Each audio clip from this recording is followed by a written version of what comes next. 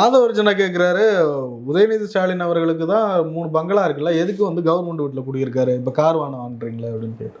அவர் இருக்கிற வீட்டில் 25 பேருக்கு மேலே 20 பேருக்கு மேலே பார்க்க முடியாது.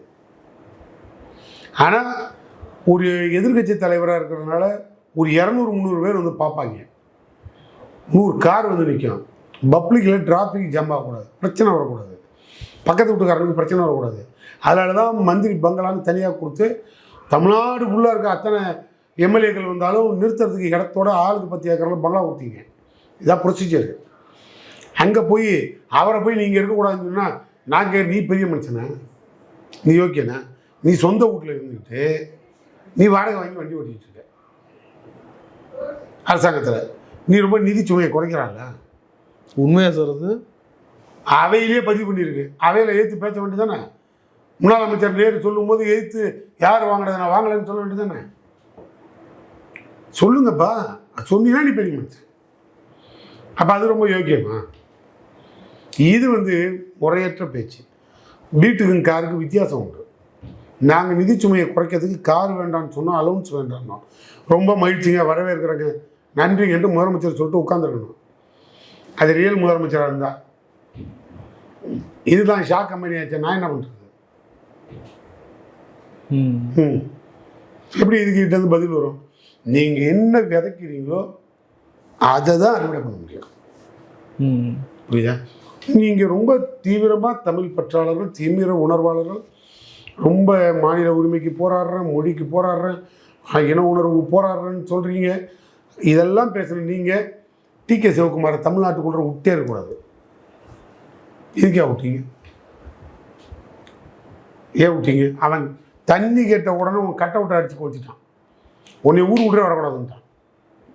தமிழ்நாடு முதலமைச்சரை வாலண்டியாக நான் வரங்க உங்கள்கிட்ட பேசுகிறேன்னு சொன்னதுக்கு மகிழ்ச்சியாக வாங்கன்னு கூட அவர் கூப்பிடலை. வர வேண்டாம், சூழ்நிலை சரியில்லை, வந்தால் நீ திரும்பி போகாத அளவுக்கு சூழ்நிலை இருக்குது. கட் அவுட்லாம் கழட்டி உடச்சிட்டானுங்க. 3 தமிழர்கள் அப்பாவி தமிழர்களை சுட்டுக் கொள்றானுங்க. தமிழன்னு சொன்னாலே சொல்கிறாங்க. அவ்வளோ நிலைமை மோசமாக இருக்குது. நீ வரக்கூடாதுன்ட்டான். இப்போ டி.கே. சிவகுமார் எதுக்கு தமிழ்நாட்டை விட்டீங்க? எதுக்கு விட்டீங்க? உள்ள பங்காளியே, ரொம்ப உறவாளியே. நீங்கள் தமிழனோடனால நீ பாதுகாக்கிறவங்களா சொல்லு. ஏரியா பாதி சாமத்தில் உறவு, பகல் ஒரு வேஷம், பாதி சாமத்தில் ஒரு வேஷம். அது உங்கள் பொதுவாக உங்கள் வாழ்க்கையில் வச்சுக்கிங்க. அது ஏன்பா பொது வாழ்க்கையில் காட்டுறீங்க? இதெல்லாம் சொன்னால் எதிர்கட்சிக்காரங்க ஏன் நீங்கள் இப்படி பேசுகிறீங்கன்னு கேட்பீங்க. நான் பேசுறது நியாயமா இல்லையான்னு பப்ளிக் சொல்லிட்டோம், நான் ஒத்துக்கிறேன். ஒரு லெவலுக்கு இறங்கி தாவேக அடிக்கிறதுனால ஹேண்டில் பண்ண முடியாது திமுக திணறதோ சட்டசபையில்.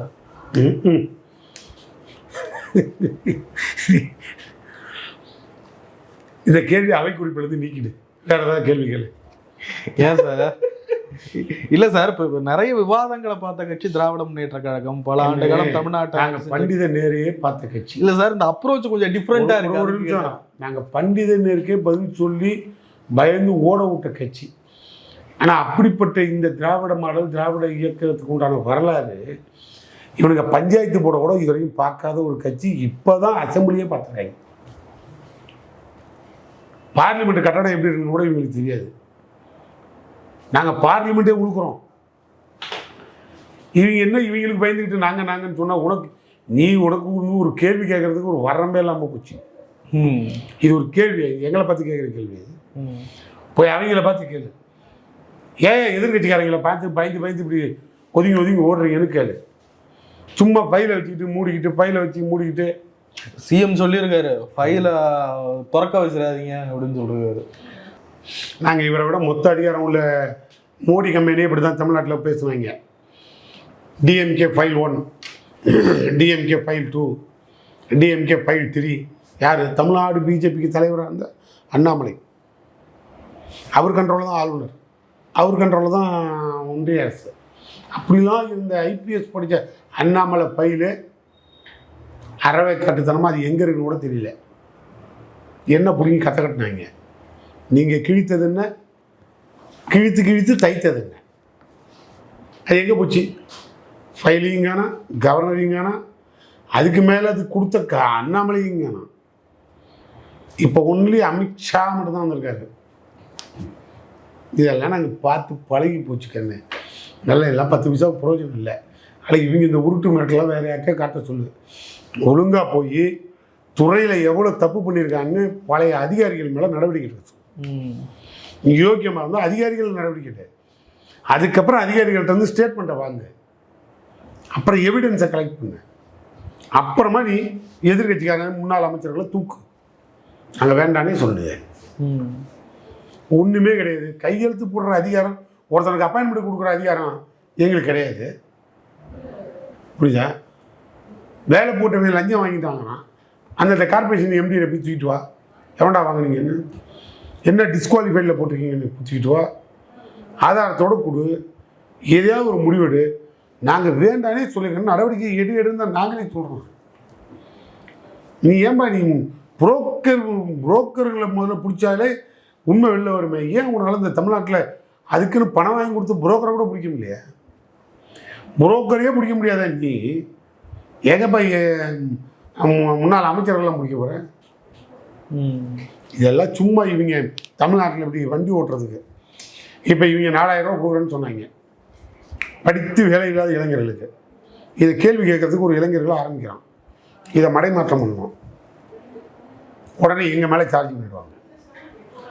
1000 ரூபா இல்லை 2500 ரூபா பொங்கல் கொடுக்குறேன்னா குடும்ப தலைவர்களுக்கு அதை மடைமாற்றம் பண்ணணும். உடனே எங்கிட்ட வந்துட்டாங்க. இது எதுக்கு இப்போ எங்கிட்ட முடியாது? நீ போய் கொடுத்த வாக்குறுதியை நிறைவேற்றத்துக்கு ஒரு கையெழுத்தை போடு. இந்த மாணவர்களை போராடக்கூடாதுன்னு ஒரு சுற்றறிக்கை அனுப்புகிற. அடுத்த ஒரு 2 மணி நேரம் கழிச்சு அதை உடனே வாபஸ் வாங்குற. இதுதான் ஜனநாயகம்னா? நீ ஜனநாயக படத்தை அந்த படத்தை வெளியே விட்டதுக்கப்புறம் தான் பல பேர் செத்தான். அவ்வளோ புண்ணியமானவன் நீங்கள். அவர் ஒரு ஜாதகம் என்ன தெரியலப்பா. அவர் கட்சி ஆரம்பிக்கும் போதே செத்தானுமா. அது போகிற இடம், நடக்கிற இடம், நிற்கிற இடம், பார்க்குற இடம்லாம் செத்துக்கிட்டு தான் இருக்கானுமா. அல்ல, அவரோட பாலிட்டிக்ஸை பாடி பாலிட்டிக்ஸ் ஆகிடுச்சு.